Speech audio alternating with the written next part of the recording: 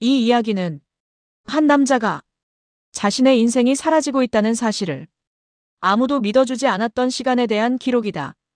그는 분명 살아 있었다. 이름도 있었고 직업도 있었으며 통장 잔고와 집 주소까지 모두 분명히 존재했다. 하지만 어느 순간부터 사람들은 그를 마치 처음 보는 사람처럼 대했다. 회사에서는 그를 해고했고 은행에서는 그의 계좌가 존재하지 않는다고 말했다. 그리고 그의 집에는 그가 아닌 다른 사람이 살고 있었다. 그 모든 시작에는 단 한 명의 여자가 있었다.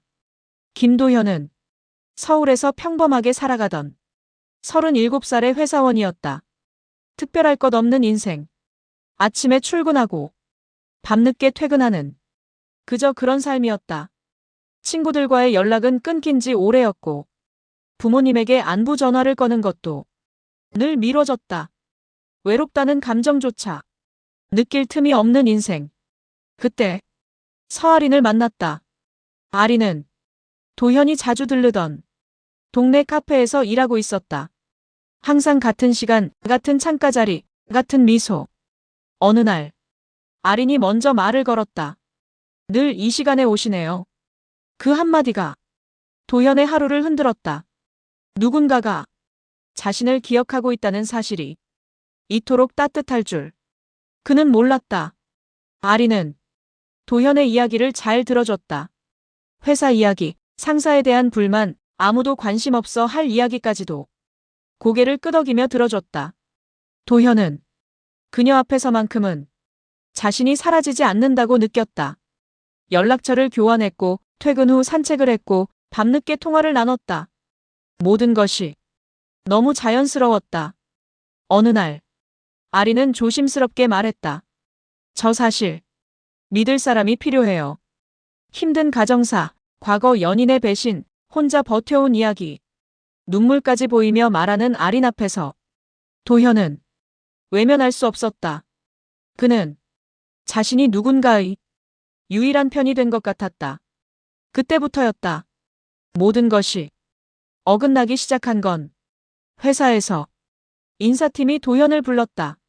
최근 근태 기록에 문제가 있다며 무단 결근이 반복됐다고 했다. 도현은 단 한 번도 결근한 적이 없었다. 하지만 기록은 명확했고 아무도 그의 말을 믿지 않았다. 그날 밤 아리는 말했다. 회사 사람들이 당신을 안 좋게 보는 것 같아요. 카드 결제가 거절됐다. 통장 잔고는 그가 모르는 출금 기록으로 비어 있었다. 은행은 말했다. 모두 본인 서명입니다. 그 서명은 분명 도현의 글씨였다. 하지만 그는 기억하지 못했다. 그때마다 아리는 조용히 말했다. 요즘 기억을 잘 못하시는 것 같아요. 도현은 자기 자신을 의심하기 시작했다. 혹시 내가 정말 문제가 있는 건 아닐까? 아린의 권유로 병원에 갔고 상담 기록이 남았다. 기억 혼란, 불안장애. 그 기록은 누군가에게 완벽한 무기가 되었다. 어느 날 도현은 자신의 이름을 검색하다가 충격적인 글을 발견했다. 김도현 사기 전과자. 연인 상대 금전 사기.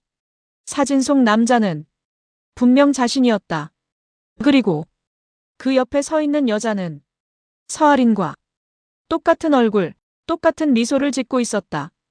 그 순간 도현은 깨달았다. 이 여자는 자신을 속인 게 아니라 자신의 인생을 살고 있었다는 것을.